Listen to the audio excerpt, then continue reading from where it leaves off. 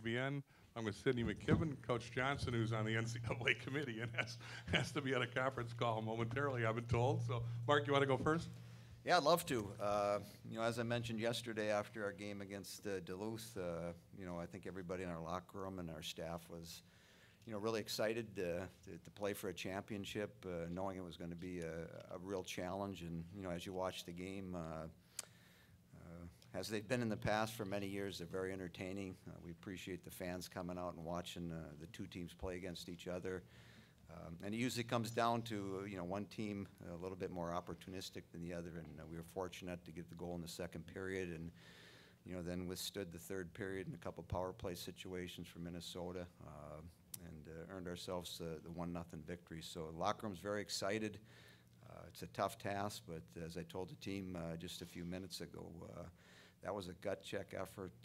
Everybody had a hand in it, and everybody certainly will sleep well on the bus home from Madison because I'm sure they're quite exhausted, but very energetic. Any questions for the players? And you saw three, power plays from Minnesota today. What was it about your offense and your defense that kind of helped you secure that and go, okay, it's not as big of a threat. They're not going to let so many pots in? I think we just talked about in the locker room before the game or even between period what we were going to do against our power play. And I think we were ready for it, and we all do our own little things, and we didn't made it a big deal out of it. We just stay composed, and I think that's what made us successful.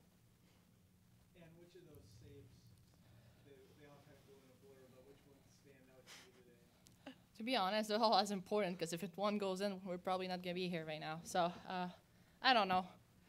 I don't think I really have one, to be honest. They're just all as important. What did you see on that power play save that played in the first period on the stack line? All I remember was the player at the puck on the goal line. One of my teammates took her away in the slot, so I knew the other one was backdoor. So as soon as I saw the puck going, I was like, that's where I'm going. And luckily, I was there for it. So. How about the Cameron Easy save, too?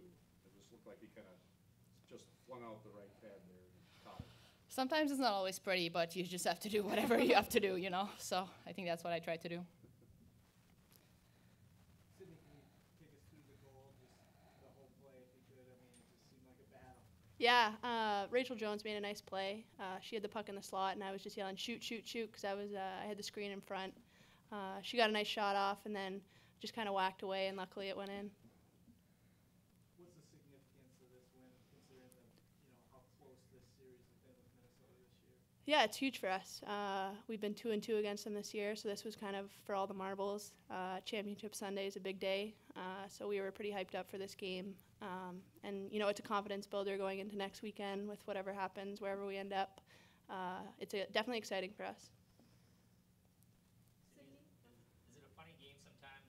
Comes down to you and Hannah Brandt fighting for that loose puck, and you get your stick on it before she can? Yeah, definitely. I think it's a game of bounces, as Coach said. You never know what's going to happen. A 0-0 game, one goal is going to be the decider. Ann played unbelievable, made some huge saves for us. But, yeah, it's a funny game. You never know what's going to go in. Sydney, what was it like for you going into the second period and the third period with power plays and then just killing those off as a team? Yeah, it was hard. We kind of talked about it in the locker room. We said, these are going to be huge. Pretty much whoever, comes out on top of the power play or the penalty kill is going to have a lot of confidence going into the next shifts. We kind of are a gritty team, and we really take a lot of pride in our penalty kill. So definitely those were huge for us. Ladies, for both of you, who's kind of the best D we've seen from you guys probably maybe all year with lots of poke checking, lifting sticks, really getting in there?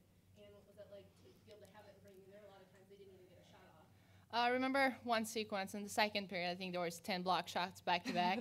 I'll be honest, I had no clue where the puck was. All I saw was player diving everywhere. So I think it's not something like you mentioned that we usually do, but in this kind of game, you have to do whatever it takes. And I think hats off to my player for putting themselves in front of these pucks. What was it like for you guys kind of being in front of that? I mean, there were a couple of times Kessel got close to the goal and didn't get a shot off because of the D that you guys were putting up. Yeah, I think we, whenever they get into our house, we kind of just try to lift sticks, block shots, do whatever you can to keep it from getting to Ann. And when you see Levier making saves like that on the other side, do you get a feeling early on that this could be one of those where one goal wins it? It's not something you can really plan because they have an amazing offense. We have an amazing defense, amazing team too. So you never know how it can turn out. So last time we played them was 4-3 game. Right now it's 1-0. So you never know how many bounces the teams are gonna get.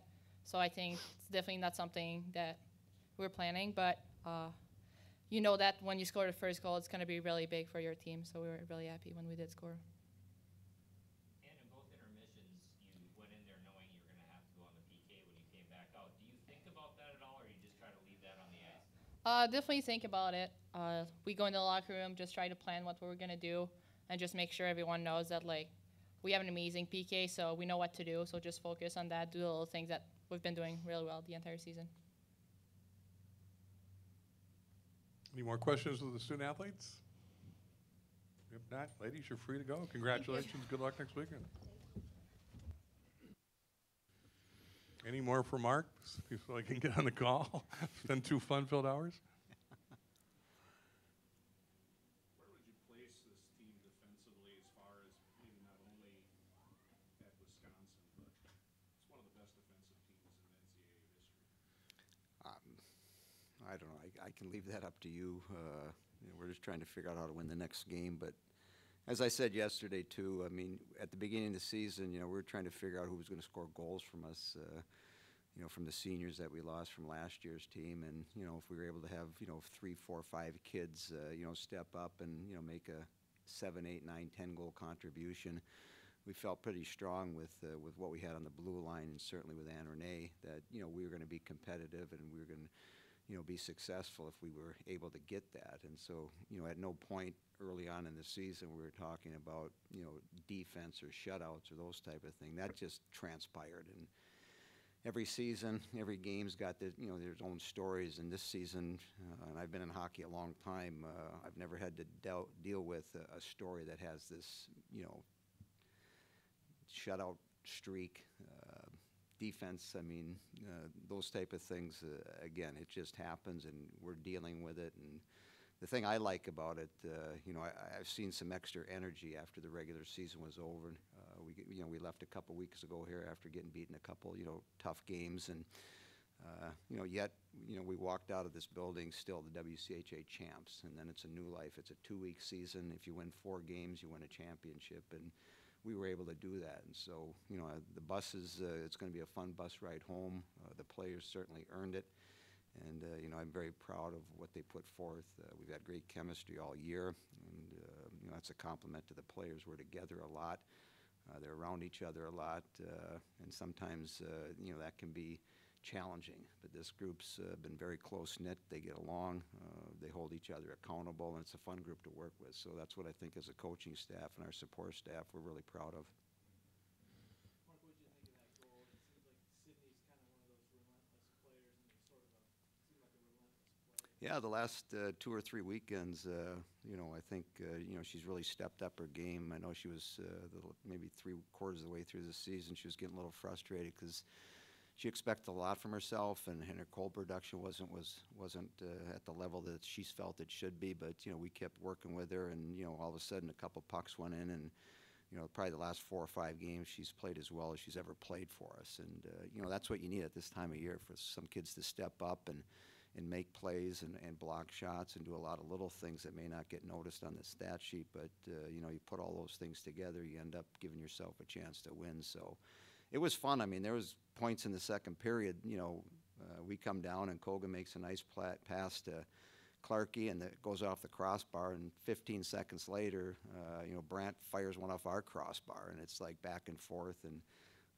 that's a fun part of the game. I mean, our players get excited to play, as well as I'm sure the Minnesota players and the coaches and the atmosphere, and it's just great for our sport to watch these games happen.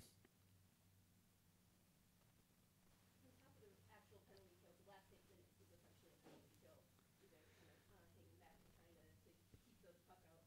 What do you say to the girls when there's Well, I was trying to get them down to the other end. That was and that's the thing I stressed in the last 2 TV timeouts is, as we get the puck into the offensive zone, we need someone to go put pressure on the puck. We can't just sit and back up, and give them space in the neutral zone where they can generate speed and get in the offensive zone and create chances. And they weren't listening to me too well, but obviously the people that we're playing against, they're highly skilled, and they've got some urgency in their game the last 7 or 8 minutes, and they're going to push at us. And we did enough to get to the end line, but those are things that we talk about, and you try to execute, but then the game goes on, and as we all know, we don't know what's going to happen with a puck. That's a great thing about our sport, and so you play accordingly and hope you created enough habits to deal with the adversities that's put in front of you. Coach, you entered 2 periods man down. What kind of mentality did you tell those girls in the locker room just to make sure they kept their momentum up for those periods they killed that power play? Well, I mean, the strategy, you don't want to give them too many power play opportunities. If you get past 3 and get into 4 or 5, their power play is so strong and they have so many different options that they can run off it. You tend to get in trouble if you get 4 or 5, 6 penalties against them. And so, obviously starting at the period with a face-off in the neutral zone gives you a little bit of leeway instead of losing a face-off in the offensive zone for the power play. And so, we got ways to kill it, but eventually comes down to your goaltender because they have more people, they have the puck, and they're going to get scoring chances. And so what can we do to alleviate that? And, there were times that we did a pretty good job at it. And then as the games were on, especially the latter part of a period, the ice starts to get a little bit heavy. It gets a little bit softer. It gets a little bit challenging to move the puck around, and players get tired. You get in the third period, and, if you're on a power play, it's a little bit more challenging to run it. But again, I give my players a lot of credit because they did what they needed to do. There was, and Renee mentioned it in the second period when there was probably in one sequence, 6, 7, 8 block shots. And I'm sitting back and this is what we need to do, because there's going to be push by both teams. We came out of the gate in the first period. We played as probably well as we did all year, created some chances and had them on their heels. And obviously they didn't like that. You talk about in the second period, in the intermission between the first and second, they came out and they started to push us in the second period. And so that's what's this rivalry's so great to be involved with, because you get that. And at the end of the day, we make an extra play or they make an extra play, and that team usually walks out with a win. You talked a lot about the leeway, which you just mentioned the first period. I don't think Minnesota scored for almost the first, had a shot on goal for almost the first 9 minutes. I know coming out fast has been your goal, but as it didn't happen in the final regular season series. So what did that do for you guys to kind of have that coming out? It was a good sign. I mean, and the players were excited. They were excited to get a chance to play today, and it showcased itself. And we talk about playing to win and going out. Don't worry about mistakes. Enjoy the process and enjoy the game. They've been working together for 6 or 7 months, and now they get a chance to play in a special game. So we have to enjoy that process and put a smile on your face, and let's go have some fun. And that's what we were trying to do. Any more for Mark? Congratulations, sir. Thank Good you. luck next week. Appreciate it. Yep.